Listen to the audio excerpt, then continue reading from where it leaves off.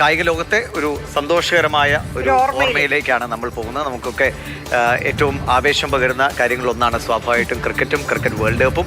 ആ cricket world cup നിലവിൽ വന്നിട്ട് ഹാഫ് സെഞ്ചുറി, അതെ, 50 വർഷം പൂർത്തിയാവുകയാണ്. നമുക്ക് വേഗത്തിൽ ആ പഴയ ചരിത്രത്തിലേക്ക്, പ്രത്യേകിച്ചും നമുക്ക് ഒരുപാട് സന്തോഷകരമായ അനുഭവങ്ങളുള്ളതുകൊണ്ട് അത് കേൾക്കാനും രസമുള്ളതാണ്. ആദ്യ പുരുഷ ഏകദിന ലോകകപ്പ് നടന്നത് ഇംഗ്ലണ്ടിലാണ്. അന്ന് 60 ഓവർ വീതമാണ്. 1975-ലാണ്. 1975 ജൂൺ 7-നായിരുന്നു. ഇംഗ്ലണ്ടിലെ ലോർഡ്സ് ആയിരുന്നു അതിന് ആതിഥേയത്വം വഹിച്ചത്. ആദ്യത്തെ മത്സരം നടന്നത് ഇംഗ്ലണ്ടും ഇന്ത്യയും തമ്മിലായിരുന്നു. അന്ന് 8 ടീമുകളായിരുന്നു മത്സരത്തിലുണ്ടായിരുന്നത്. 8 ടീമുകൾ 4 ടീമുകളായി 2 ഗ്രൂപ്പാണ് ഉണ്ടായിരുന്നതിൽ.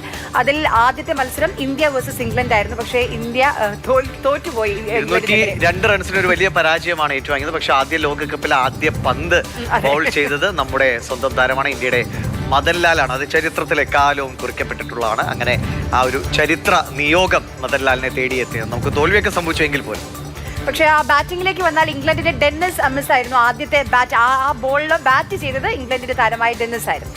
ആദ്യ മത്സരം ഇന്ത്യയും ഇംഗ്ലണ്ടും തമ്മിൽ നമ്മൾ നേരത്തെ പറഞ്ഞ പോലെ അതിൽ ഇന്ത്യ 202 റൺസിന് തോറ്റു. പക്ഷേ ആദ്യ മത്സരത്തിൽ സുനിൽ ഗവാസ്കർ, നമുക്കറിയാം നമ്മുടെ ഏറ്റവും പ്രധാനപ്പെട്ട താരങ്ങളാണ്. സച്ചിന് മുൻപ് ഇന്ത്യൻ ക്രിക്കറ്റിനെ ചുമലിലേറ്റിയിരുന്ന താരമാണ്. പക്ഷെ അന്ന് അദ്ദേഹം 174 പന്ത് നേരിട്ടു. പക്ഷെ അന്ന് അദ്ദേഹത്തിന് നേടാൻ കഴിഞ്ഞത് വെറും 36 റൺസ് മാത്രമാണ്. ടോപ്പ് സ്കോറർ ആരാണെന്ന് നോക്കുക, ഗ്ലെൻ ടേണർ ആണ്. 333 റൺസാണ്. ഇന്ത്യ 202 റൺസിന് തോൽപ്പിച്ചതെങ്കിൽ 333 റൺസ് നേടിയത് ഒരു താരമാണ്, ഗ്ലെൻ ടേണർ ആണ്.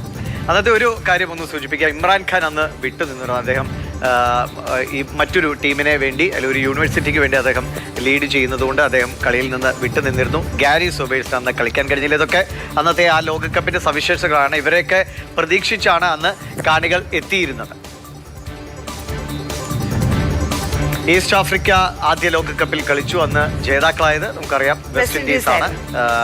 4000 പൗണ്ട് എന്നതാണ് അന്നത്തെ സമ്മാനം. അത് ഇന്നത്തെ വിലയിലേക്ക് നോക്കിക്കഴിഞ്ഞാൽ വളരെ ചെറിയൊരു തുകയാണ്. ഏകദേശം 4.5 ലക്ഷം രൂപ എന്നൊക്കെ കണക്കാക്കാം. ഇന്ത്യൻ നിരക്കിൽ 4.5 ലക്ഷം രൂപ മാത്രമാണ്. അന്ന് 50 വർഷങ്ങൾക്ക് മുമ്പാണ് അത്. 4.5 ലക്ഷം എന്നത് വലിയ തുകയാണ്. അപ്പോൾ വെസ്റ്റ് ഇൻഡീസ് എങ്ങനെയാണ് അന്നത്തെ ക്രിക്കറ്റ് ലോകത്തെ നയിച്ചിരുന്നത് അല്ലേ? ആ വെസ്റ്റ് ഇൻഡീസിനെ നമ്മളെങ്ങനെ 83-ൽ അല്ലേ ഒരു മായാജാലം കണക്കെ മുട്ടുകുത്തിച്ച് നമ്മുടെ കവലിന്റെ ചെകുത്താന്മാർ കപ്പുമായിട്ട് ഇന്ത്യയിലേക്ക് വന്നു എന്നൊക്കെ നമുക്ക് ഹരം പകരുന്ന കാഴ്ചകളാണ്. പിന്നീട് ധോണി വരെ നീളുന്ന ആ ലോകകപ്പിന്റെ യാത്ര നമ്മൾ കണ്ടാണ്. അപ്പോൾ വേൾഡ് കപ്പിന്റെ കാര്യമാണ് 75. പക്ഷേ സ്ത്രീകളുടെ ലോകകപ്പ് അതിന് മുൻപ് തുടങ്ങിയിട്ടുണ്ട്. 73-ൽ തുടങ്ങിയിട്ടുണ്ട്. സ്വാഭാവികമാണ്. ഇതിൽ ചില ഇത്തരം കാര്യങ്ങൾ ആഘോഷിക്കുന്നതിലൊക്കെ ചില വ്യത്യാസങ്ങളൊക്കെ നമ്മുടെ നാട്ടിലുണ്ട്. അത് മാറി മാറി വന്നുകൊണ്ടിരിക്കുകയാണ്. ഇപ്പോൾ IPL-നൊപ്പം വനിതാ പ്രീമിയർ ലീഗ് കൂടി നടക്കുന്നുണ്ട്. അതിനും വേണ്ട രീതിയിലുള്ള പ്രാധാന്യമൊക്കെ നൽകി തുടങ്ങുന്നു. അതൊക്കെ പെട്ടെന്ന് മാറുന്നതല്ല, ഘട്ടം ഘട്ടമായി ആ നിലയിലേക്ക് എല്ലാതിനെയും ഒരുപോലെ സ്വീകരിക്കുന്ന നിലയിലേക്ക് കാണികളും മാറിക്കൊണ്ടിരിക്കണം.